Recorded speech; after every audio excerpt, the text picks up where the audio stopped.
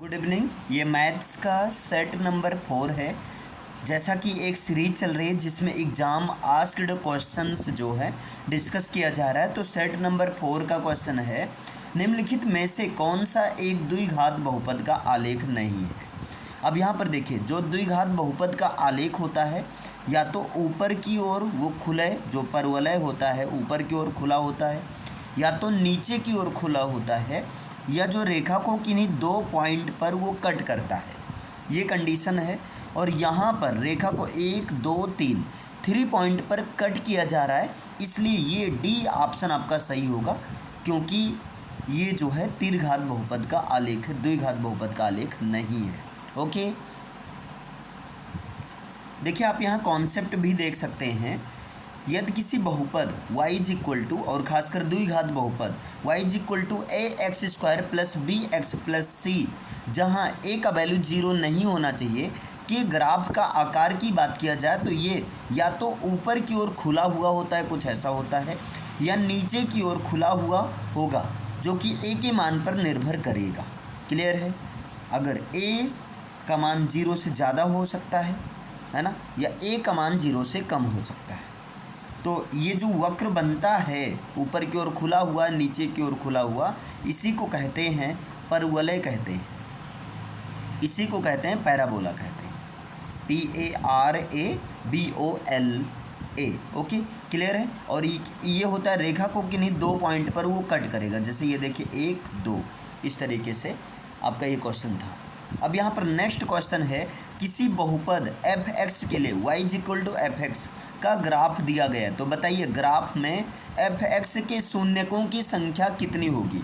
तो भाई देखिए, ग्राफ में 1 2 3 बिंदु पर ये कट किया जा रहा है, तो शून्यकों की संख्या क्या होगी? 3 होगी, यानी कि सेकंड ऑप्शन सही होगा, बी नंबर का ऑप्शन सही है। नेक्स्ट देखिए, के मान के लिए, के कौन से मान के लिए समीकरण युग्म 2x + 3y = 5 और 4x + ky = 10 के अपरिमित रूप से अनेक हल होंगे। अब देखिए, जब अनेक हल होंगे अपरिमित रूप से दो समीकरण के बीच में, तो वहाँ पर एक कंडीशन आपको याद रखना होगा, और वो कंडीशन क्या है? a1/a2 है ना, ये ध्यान देना, a1/a2 बराबर रहना चाहिए b1/b2। इसी तरह ये बराबर होना चाहिए c1/c2 के, ये कंडीशन अप्लाई रहना चाहिए। क्लियर है? अब यहाँ a1 का मान क्या है? 2 है, और यहाँ a2 का मान क्या है? 4 है, तो यहाँ पर हो गया 2/4 इज इक्वल टू, यहाँ पर b1 का मान 3 है, यहाँ 3 कर दिया गया, यहाँ पर b2 का मान क्या है? k है, तो 3/k हो गया, इज इक्वल टू c1 का मान क्या है? 5 है, यहाँ हो गया 5, और c2 का मान क्या है? 10 है, यहाँ 10 है। जब इनको सॉल्व करेंगे 2 1 जा 2 2 2 जा 4, यानी कि आएगा 1/2। इनको सॉल्व करेंगे 5 1 जा 5 5 2 जा 10, यानी कि 1/2 यहाँ भी आएगा। अब यहाँ पर ऐसा k का मान रखो जिनको सॉल्व करने पर 1/2 ही आए। तो ऑप्शन में देखिए, अगर k का मान 6 रख देते हैं तो 3 1 जा 3 और 3 2 जा 6, यानी कि इधर 1/2 1/2 1/2, यानी कि k का मान क्या रखना होगा? 6 रखना होगा। समझ में आया? यहाँ पर आपको ये कंडीशन याद रखनी होगी। क्लियर? अगर ये कंडीशन रहेगी तो वहाँ पर अपरिमित रूप से अनेक हल होंगे उसके। ओके, क्लियर है?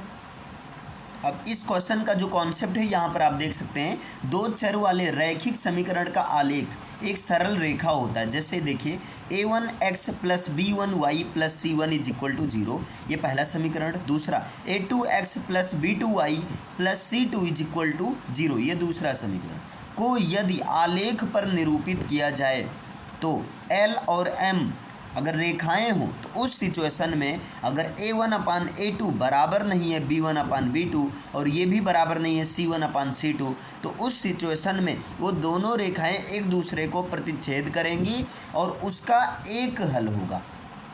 कितना हल होगा? एक हल होगा, और ऐसा समीकरण जो होगा संगत समीकरण होगा। क्लियर है? इसके बाद में दूसरी अगर कंडीशन ये बन रही है कि a1/a2 बराबर है b1/b2 के, लेकिन बराबर नहीं है वो c1/c2 के, तो उस सिचुएशन में वो दोनों रेखाएं समांतर होंगी और उसका कोई हल नहीं होगा। ऐसे समीकरण जो हैं असंगत समीकरण होते हैं। लेकिन अगर एक कंडीशन आ रही है a1/a2 is equal to b1/b2 और ये है बराबर c1/c2 के, तो इस सिचुएशन में है ना वो रेखाएं एक दूसरे के संपाती होंगी। क्लियर है? एक दूसरे के संपाती होंगी मतलब एक रेखा दूसरी रेखा के ऊपर होंगी और उसके अनंत हल होंगे, अनेक हल होंगे और ऐसा जो समीकरण होगा वो क्या होगा? संगत समीकरण होगा। क्या होगा? वो संगत समीकरण होगा। तो यहाँ पर ये कॉन्सेप्ट आपका काम करता है। ओके, क्लियर है? अब यहाँ पर देखिए नेक्स्ट क्वेश्चन पूछा गया है, समीकरण x - y = 2 और x + y = 2 का हल क्या होगा? अब यहाँ पर आप इसको सिंपली सॉल्व कर सकते हैं। जब x - y = 2, इनको आप लिखेंगे ऐसे x - y = 2 और यहाँ पर क्या है x + y = 2। जब इनको आप सॉल्व करेंगे तो ये कैंसिल हो जाएगा। यहाँ पर x क्या आ जाएगा? 2x आ जाएगा। ये दोनों इसलिए कैंसिल होगा क्योंकि ये प्लस वाई है, minus Y, plus Y minus Y 0 आ जाएगा और इधर प्लस किया जा रहा है तो 2 2 4 हो जाएगा। सॉल्व करेंगे 2 1 जा 2 और यहाँ हो जाएगा 2 2 जा 4, यानी कि x का वैल्यू जो आ गया 2 आ गया। अब जब x का वैल्यू 2 आ गया है ना, तो उस सिचुएशन में अगर x को उठाकर किसी में रख दो, यहाँ पर 2 रख देंगे है ना, या इसमें 2 रख दोगे तो x का वैल्यू जब हम 2 रख देंगे तो 2 + y = 2 और जब सॉल्व करेंगे तो y = ये 2 प्लस में उधर जाएगा माइनस में हो जाएगा, 2 - 2 = क्या आ जाएगा? 0, यानी कि x का वैल्यू 2, y का वैल्यू क्या आ गया? 0 आ गया। अब बताइए कौन से ऑप्शन में है? x का वैल्यू 2, y का वैल्यू 0, यानी कि बी ऑप्शन आपका सही होगा। समझ में आ रहा है? अगर आपको ना समझ में आ रहा हो तब भी आप कमेंट कर सकते हैं। नेक्स्ट देखिए यहाँ पर k के किस मान के लिए रैखिक समीकरण युग्म kx + y = k² और x + ky = 1 के अनेक हल होंगे? तो बताइए अनेक हल के सिचुएशन में अभी बताया गया था कंडीशन a1/a2 = b1/b2 = c1/c2। बताइए a1 के प्लेस पर क्या है? k है, तो k अपान यहाँ पर a2 के प्लेस पर कुछ नहीं है तो 1 मान लो, 1 है। ओके, = चूँकि 1x लिख सकते हैं। इसकी इसी तरह देखो, अब इसी प्रकार देखो b1 के प्लेस पर कुछ नहीं तो यहाँ पर 1y माना जा सकता है, यानी कि 1 अपान, और b2 के प्लेस पर k है 1/k = c1 के प्लेस पर क्या है? बताइए c1 के प्लेस पर k² है, ये हो गया k² अपान c2 के प्लेस पर क्या है? 1 है। अब बताओ k का ऐसा कुछ मान रखो जिससे तीनों कंडीशन बराबर हो जाए। अगर हम k का मान +1 रख देते हैं तब क्या हो जाएगा? 1/1 हो जाएगा, इधर 1/1 हो जाएगा और 1 का स्क्वायर करेंगे तो 1 का स्क्वायर 1 ही आ जाएगा, यानी कि 1/1। यानी कि यहाँ पर k का मान +1 रखने पर ये हमारी कंडीशन बराबर आ रही है तीनों, यानी कि k का मान +1 सही होगा। ओके, आगे देखिए और याद रखना मैथ्स में 20 नंबर का ऑप्शनल क्वेश्चन आता है जिसको OMR सीट पर फिल करना होगा। दो संख्याओं का योगफल 8 है और उनका अंतर 2 है, तो संख्याएं क्या होंगी? तो ऐसे क्वेश्चन को आप ऑप्शन से भी कर सकते हैं। जैसे देखिए 6 2 8 लेकिन अंतर 4 आ रहा है ना। यहाँ पर देखिए 5 3 8 और अंतर 2 का आ रहा है, कंडीशन फॉलो हो रहा है, यही होगा। दूसरा तरीका, दो संख्याओं का योगफल 8 है, माना पहली संख्या x है दूसरी संख्या y है, योगफल मतलब प्लस = 8 है और इनका अंतर 2 है, यानी कि x - y = 2। अब यहाँ पर आप सॉल्व कर सकते हैं, प्लस करेंगे इनको, ये कैंसिल हो जाएगा, ये हो जाएगा 2x और 8 2 हो जाएगा 10, 2 1 2 2 5 10 हो जाएगा। तो x का वैल्यू क्या आ गया? 5 आ गया। अब x का वैल्यू उठाकर किसी समीकरण में रख दो। अगर हम पहले में रखते हैं तो x + y = क्या है? बताइए, x + y = दिया है 8, x का वैल्यू 5 रखेंगे तो 5 + y = क्या हो जाएगा? 8 हो जाएगा। तो y = जब ये 5 इधर प्लस में उधर जाएगा तो माइनस में हो जाएगा, यानी कि 8 - 5 = 3। तो x का वैल्यू 5 और y का वैल्यू 3, यानी कि कौन सा होगा? 5 और 3। आप ऐसे भी सॉल्व कर सकते हैं और इसको आप सीधा ऑप्शन से भी कर सकते हैं, क्योंकि दो संख्याओं का योगफल 8 है। 1 2 3 ये तो होगा नहीं, योगफल 8। अब ये 7 1 8 ये भी योगफल 8 तो हो गया, लेकिन अंतर यहाँ पर 6 का आ रहा है, ये तो होगा नहीं। 6 2 8 ये भी 8 योगफल तो हो गया, लेकिन अंतर 2 का आना चाहिए, लेकिन यहाँ अंतर कितने का आ रहा है? 4 का आ रहा है। यहाँ 5 3 8 हो गया, और जब अंतर निकालेंगे 5 में से 3 गया तब 2, यानी कि अंतर 2 भी आ गए। तो कंडीशन ये अप्लाई हो रही है, यानी कि ऑप्शन से भी आप कर सकते हैं और सॉल्व भी कर सकते हैं। आई होप आपको समझ में आ रहा होगा। क्लियर है इतना? अब यहाँ पर नेक्स्ट क्वेश्चन आप देख सकते हैं, समीकरण 5x² - 3x + 2 के मूलों का योग क्या होगा। तो यहाँ पर सूत्र होता है मूलों, मान लेते हैं पहला मूल अल्फा है और दूसरा मूल बीटा है, जो कि द्विघात समीकरण के 2 ही मूल होंगे। तो मूलों का योगफल जो होता है, मूलों का योग का जो फॉर्मूला होता है -b/a होता है। क्या होता है? -b/a होता है। ये -b का मतलब होता है, क्या होता है? x का गुणांक होता है। ध्यान देना, b का मतलब क्या होता है? x का गुणांक होता है। और ये जो a है ना, ये जो a होता है ये x² का गुणांक यानी कि कोफिशिएंट होता है, x² का गुणांक होता है। आपको ये कंडीशन याद रखनी। अब रख दो। अब यहाँ बताइए x का गुणांक क्या है? -3 है।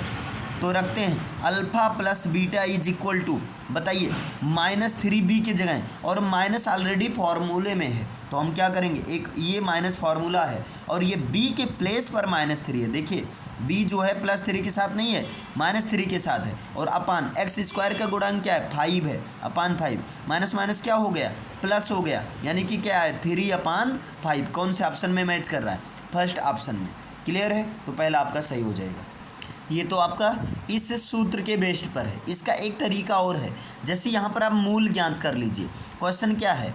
5x² - 3x और +2 = 0 है। आप इनको सॉल्व कर लीजिए, इनको ब्रेक कीजिए। जब इनको हम गुणनखंड करेंगे तब 5x² माइनस, हम 5x को क्या लिख सकते हैं? इनको हम लिख सकते हैं -5x + 2x। तो देखिए -5x में से 2x निकालेंगे तभी आ जाएगा 3x, और 5 2 जा 10। पूरी कंडीशन फॉलो हो रही। +2 = 0। गुणनखंड तो करना आता ही होगा आप लोग को, नहीं आएगा तब भी बताना, मैं अलग से बता दूंगा। ओके, अब यहाँ पर इसको सॉल्व करना है। अब देखिए यहाँ पर थोड़ा सा क्वेश्चन में गलती हुई है, यहाँ पर -2 रहेगा। सॉरी, इसको जो है नोट डाउन करते समय थोड़ा सा मिस्टेक हो गया है, तो यहाँ पर -2 रहेगा आपका। अब यहाँ पर आप इसको सॉल्व करिए। जब आप सॉल्व करेंगे तब इसमें आप 5x कॉमन ले सकते हैं, तो अंदर में बचेगा क्या?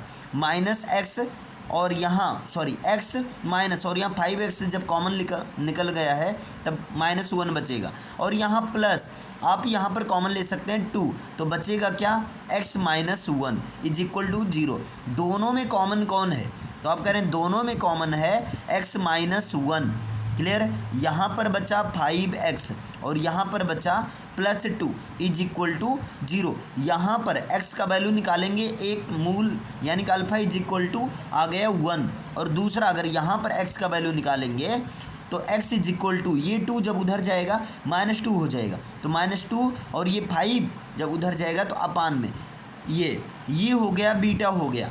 अब अल्फ़ा प्लस बीटा आप सॉल्व कर लीजिए, यहाँ से भी आप निकाल सकते हैं अल्फ़ा प्लस बीटा। बताइए अल्फ़ा का मान क्या है? 1 है, और प्लस बीटा का मान क्या है? -2/5। यहाँ माइनस प्लस हो जाएगा माइनस, यानी कि 1 - 2/5। सॉल्व करेंगे क्या हो जाएगा? 5 × 5, 5 - 2/5। 5 में से 2 गया, आ जाएगा 3/5। तो देखिए इससे भी आंसर आ गया। ओके, समझ में आया? 2 तरीका है लगाने का, एक तो आप सीधा सूत्र पर लगा सकते हैं, और दूसरा गुणनखंड करके वहाँ पर आप दोनों अल्फ़ा बीटा मूल निकाल लीजिए, और योग कह रहा है तो दोनों को प्लस कर दीजिए। बस कैलकुलेशन स्ट्रांग होना चाहिए।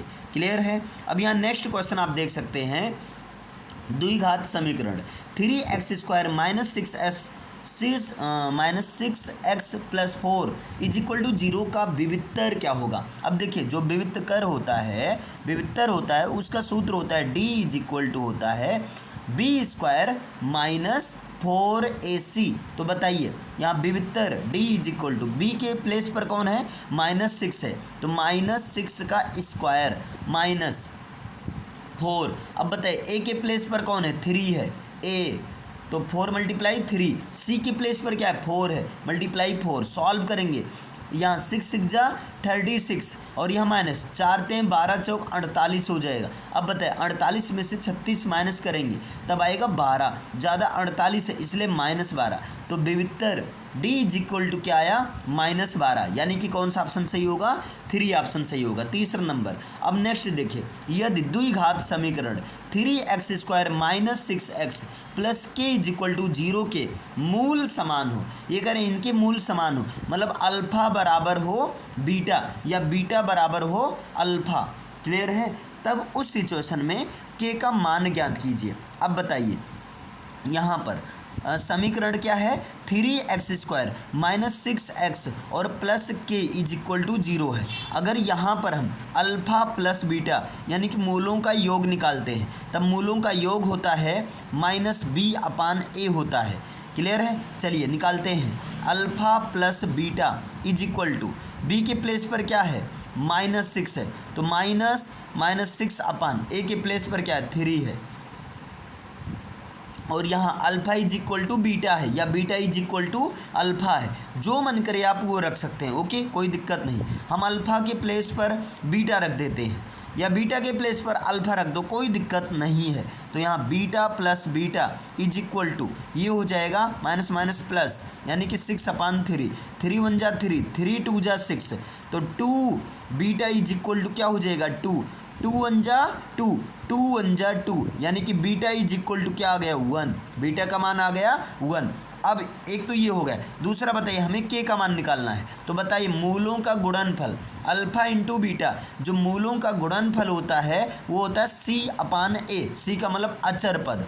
तो बताइए अल्फ़ा × बीटा है, अब ध्यान दीजिए अल्फ़ा × बीटा बराबर c/a है, बीटा का मान तुम्हारा 1 आ गया और अल्फ़ा बराबर बीटा के हम यहाँ रख देते हैं, बीटा × बीटा बराबर c/a। अच्छा c के चलो अभी रखते हैं, बीटा का मान 1 है, यहाँ पर 1 × 1, c के प्लेस पर क्या है k है तो k/, और a के प्लेस पर क्या है 3 है, k/3, यहाँ 1 1 जा 1, 1 = k/3।